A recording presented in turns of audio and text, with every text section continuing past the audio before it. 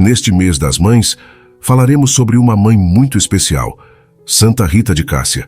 Santa Rita é conhecida como a santa padroeira dos casos impossíveis devido à sua capacidade de atender até mesmo os pedidos mais difíceis e aparentemente impossíveis. Ela é um modelo perfeito para qualquer mulher, pois viveu uma vida de solteira por muitos anos. Foi mãe, esposa, viúva e finalmente freira. Mas qualquer pessoa pode seguir seu exemplo de santidade. No ano de 1309, na aldeia de Roccaporena, no norte da Itália, cerca de 3 milhas de Cássia, houve um casamento entre um homem chamado Antônio Mancini e uma mulher chamada Amata Ferri. Eles eram um casal muito santo e piedoso, conhecidos por sua caridade e grande zelo pelas almas. Frequentemente ajudavam a trazer muitos pecadores graves e públicos para a confissão através de palavras de bondade e correção fraterna, feitas de maneira tão caridosa para não envergonhá-los, mas sim inspirá-los com a esperança da divina misericórdia de Deus. Eles acalmavam os corações dos homens inflamados com vingança à menor violação de sua honra. Esse era um tempo em que a vendetta era popular na Itália, considerada um direito por lei, e era visto como justo vingar-se para honrar o próprio nome. Por causa de sua caridade, os Mancini eram conhecidos em Roccaporena como os pacificadores de Jesus Cristo. Esse casal se amava muito, mas não tinham filhos e já estavam envelhecendo.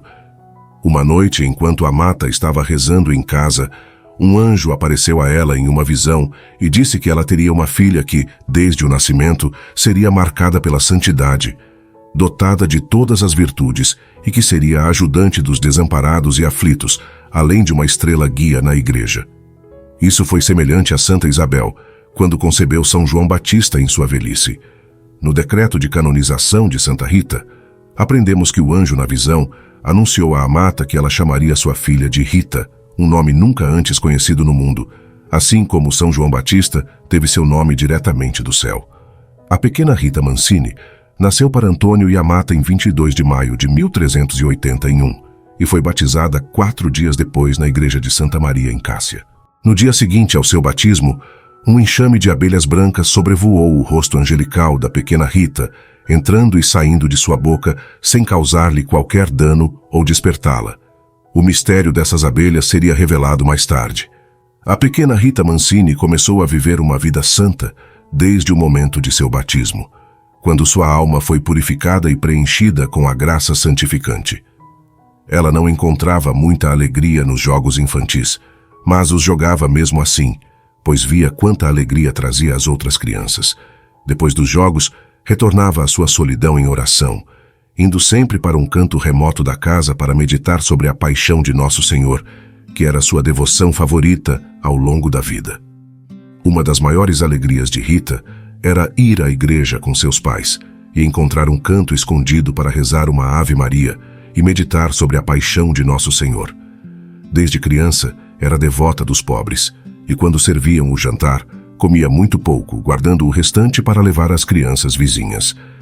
As pessoas de Roccaporena viam como Rita era santa e diferente das outras crianças, e muitas mães encorajavam suas filhas a se comportarem como ela. À medida que crescia, Rita desejava viver uma vida escondida em uma caverna, dedicando-se à oração e contemplação. Construiu um pequeno oratório ao lado da casa e só saía quando necessário para falar com seus pais. Durante esse ano de solidão, passava o tempo meditando sobre os mistérios dolorosos da paixão de Nosso Senhor, até pintando as paredes do oratório com cenas da paixão para inspirar uma maior devoção e evitar distrações durante suas orações. Seu coração estava tão atraído pelo Senhor que desejava nada mais do que possuir o amor do Salvador crucificado. Mas após um ano, viu que sua mãe precisava de mais ajuda, pois seu pai estava envelhecendo e tinha dificuldades para se locomover. Rita passou esses dias trabalhando em casa e fazendo todas as tarefas de uma dona de casa, mas continuou a rezar, realizando esse trabalho com tanto amor e intensidade para agradar a Deus. Aos 12 anos, recebeu um breviário agostiniano e decidiu consagrar sua virgindade a Deus e entrar na ordem fundada por Santo Agostinho, que também era um de seus santos patronos. Uma noite decidiu ir à sala onde seus pais estavam sentados, beijou suas mãos e ajoelhou-se aos pés deles, dizendo que tinha decidido se tornar freira. Seus pais ficaram tristes e lembraram que ela era sua única filha, perguntando quem cuidaria deles na velhice e quem continuaria o nome da família. Rita sempre fazia o que seus pais queriam antes mesmo de pedirem, mas essa decisão deles a deixou profundamente dividida. Ela queria honrar seus pais, então sacrificou sua própria vontade e prometeu que ficaria com eles enquanto vivessem, mas que nunca se casaria, consolando-se em seu grande sacrifício. Seus pais já haviam decidido que ela se casaria. Quando finalmente lhe disseram isso, seu coração se partiu e ela respondeu dizendo: "Meus pais, não desejo outro esposo além de Jesus Cristo. Anos atrás, dediquei meu corpo, coração e alma a seu santo sacrifício. Prometi não entrar no convento por sua vontade, mas estou certa de que, com a ajuda de Deus, sem abraçar o estado matrimonial, poderei consolá-los e cuidar de suas necessidades até que Deus os chame para um lar melhor e mais feliz." Mas seus pais insistiram que ela se casasse. Então Rita levou essa questão a Deus em oração, lembrando-lhe de sua promessa de virgindade e desejo de entrar na vida religiosa, mas esperaria sua resposta. Em oração, Deus revelou que queria que ela se casasse. Então Rita submeteu-se à vontade de Deus e não reclamou mais. Naquela época, os casamentos eram arranjados pelas famílias, e Rita Mancini era conhecida em toda a região como uma mulher virtuosa e santa, a mulher que todos os pais queriam para seus filhos. Uma família nobre e rica apresentou seu filho à família Mancini, e os pais aceitaram. O nome desse homem era Ferdinando. Embora seus pais fossem honrados, Ferdinando era orgulhoso e violento, não sendo nem um pouco religioso. Mas escondeu bem isso por respeito humano quando conheceu a família Mancini. Depois de casar com Rita, revelou seu verdadeiro caráter. Suas palavras para Rita eram duras e cruéis, frequentemente entrando em fúria quando ela falava, especialmente quando tentava acalmá-lo. Sob esse estresse, uma esposa comum teria tido um colapso mental, mas não Rita. Ela decidiu converter o coração do marido e trazê-lo para Deus, sofrendo o abuso de seu cruel marido em silêncio e paciência. Ferdinando também passava muito tempo jogando e gastando o dinheiro da família, acusando falsamente Rita de gastar extravagantemente. Mas cada santo é honrado pela perfeição de certas virtudes, e podemos dizer que as de Santa Rita eram a paciência e a humildade. Ela sempre cuidava para que a casa estivesse limpa e as roupas do marido sempre impecáveis. Santa Rita nunca saía de casa, exceto para ir à missa e às vésperas ou visitar seus pais idosos, fazendo tudo isso por amor a Deus, sabendo que demonstrava esse amor agradando ao marido. Eventualmente, seu marido se tornou ciente de seu temperamento e severidade para com Rita, devido à paciência heróica, caridade e constantes correções amorosas dela. Ele mudou seus modos, imitando o exemplo de sua esposa santa. Rita sofreu muito, mas sua paciência e humildade trouxeram o marido de volta à fé, e sua casa tornou-se um lugar de santidade. Depois da conversão interior de seu marido, Ferdinando e Rita tiveram 2 filhos, Giovanni e Paulo, que cresceram como meninos honestos e obedientes. Mas o sofrimento dessa família ainda não havia terminado. Antes de sua conversão, Ferdinando era muito cabeça quente e violento, se envolvendo em muitas brigas, algumas com facas e geralmente ferindo gravemente seus inimigos. Uma noite, alguns de seus inimigos reuniram amigos e esperaram do lado de fora dos portões da cidade de Rocaporena enquanto ele voltava para casa. Quando passou, eles o atacaram, esfaqueando-o até a morte, deixando-o sangrando fora dos muros. A notícia partiu o coração de Rita, pois seu marido estava se tornando um homem santo, bom e honesto.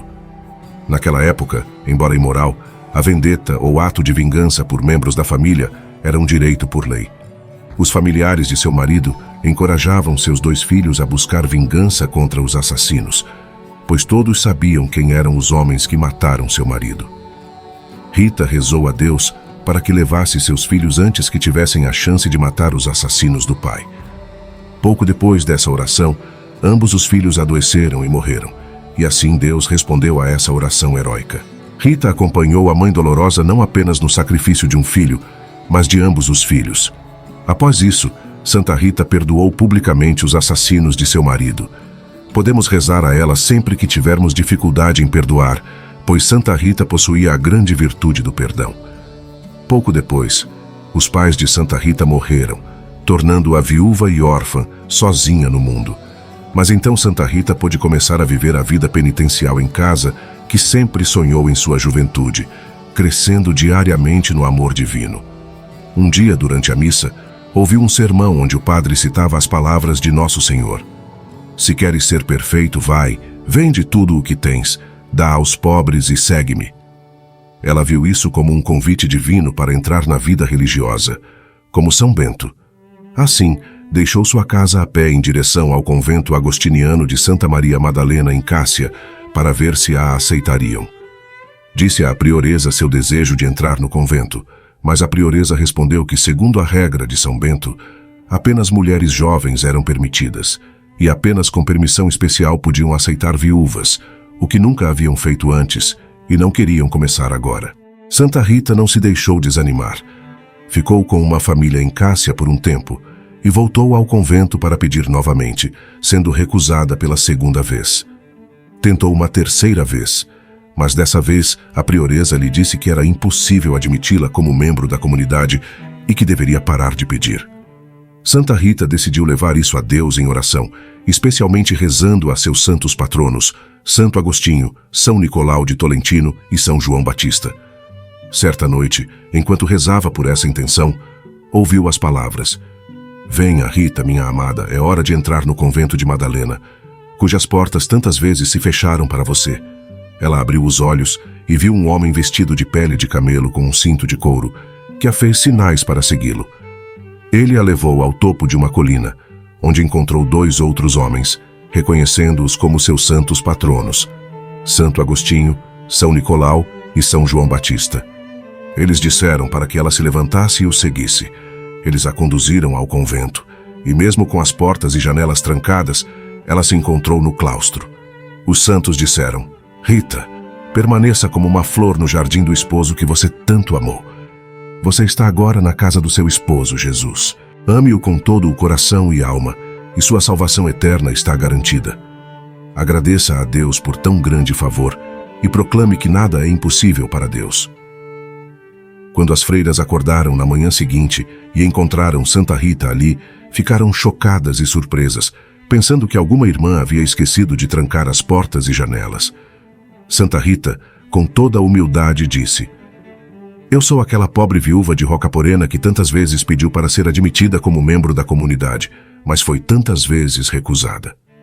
Contou-lhes a história de como São João Batista, Santo Agostinho e São Nicolau de Tolentino a trouxeram milagrosamente e novamente pediu para ser aceita.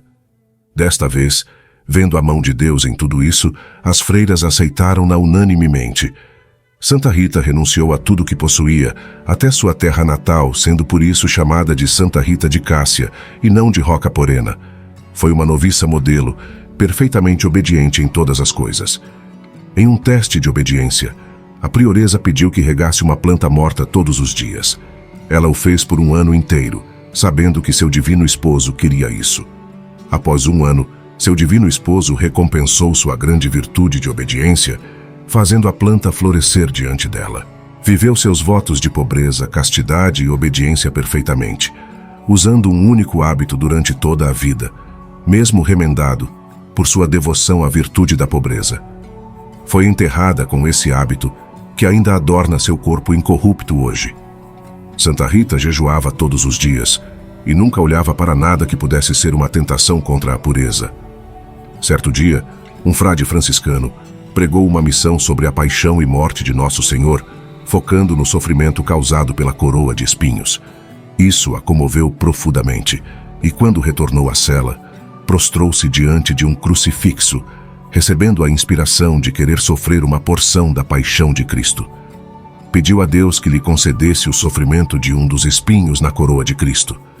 Imediatamente, um espinho projetou-se do crucifixo e perfurou a testa de Santa Rita, causando uma dor excruciante até o fim de sua vida. Ela agradeceu a Deus por esse dom, que também exalava um odor terrível para manter sua humildade e continha vermes que reforçavam sua paciência. Continuou suas severas penitências e jejuns, mas com o tempo adoeceu gravemente. Enquanto estava acamada, uma prima a visitou E Santa Rita pediu que fosse à sua casa em Roca Porena buscar uma rosa e 2 figos de uma figueira congelada, em pleno janeiro. Sua prima achou que ela estava delirando, mas Santa Rita disse: nada é impossível com Deus. A mulher foi à casa e encontrou uma rosa e 2 figos, levando-os de volta a Santa Rita. Por isso, no dia da festa de Santa Rita, rosas são abençoadas e distribuídas aos fiéis, em honra a esse grande milagre. Esse milagre significava que Santa Rita estava prestes a ver Nosso Senhor e passar deste mundo para o próximo. No Cântico dos Cânticos lemos: levanta-te, minha amada, minha bela, e vem. O inverno passou, as flores apareceram e a figueira produziu seus figos verdes. Santa Rita compreendeu claramente essa passagem, e Nosso Senhor Jesus Cristo apareceu a ela junto com a Santíssima Virgem, dizendo que seu tempo na terra era curto. Eu sou seu esposo celestial, que acendeu em seu coração o fogo do amor divino e encheu sua alma com virtudes. Agora venho lhe trazer uma notícia alegre. Rita, em poucos dias, você partirá deste mundo para gozar do descanso eterno em seu país celestial. Santa Rita pediu perdão a todas as irmãs ao seu redor, pediu permissão à sua superiora para morrer, demonstrando sua santa obediência, e suas últimas palavras foram: que Deus as abençoe e que permaneçam sempre em santa paz e amor com seu amado esposo, Jesus Cristo. Ela morreu em 22 de maio de 1457. Muitos milagres foram atribuídos a Santa Rita em seu túmulo, e seu corpo incorrupto está em um caixão de vidro, visível até hoje. Durante a Segunda Guerra Mundial, os aliados estavam prestes a bombardear a área onde ficava sua cidade, e quando os aviões estavam sobrevoando, seu corpo ergueu-se no caixão de vidro e a cidade de Cássia foi poupada do bombardeio. Muitas mulheres que não podiam ter filhos rezam a Santa Rita e conseguem engravidar milagrosamente. As abelhas que apareceram no convento quando Santa Rita entrou estão lá desde então, e toda a Semana Santa elas saem e retornam no dia da festa dela, 22 de maio. Faremos uma novena a Santa Rita aqui no canal. Rezem essa novena se tiverem algo que acham impossível, pois Santa Rita atenderá suas preces. Tenho uma experiência pessoal nisso, mas ela é a santa dos impossíveis. Leiam sua biografia e verão todos os milagres impossíveis que ela atendeu. Santa Rita pode fazer isso, acreditem. Rezem a Santa Rita e tenham uma devoção especial a ela. Ela é padroeira de todas as mulheres, mães, viúvas, freiras e mulheres solteiras.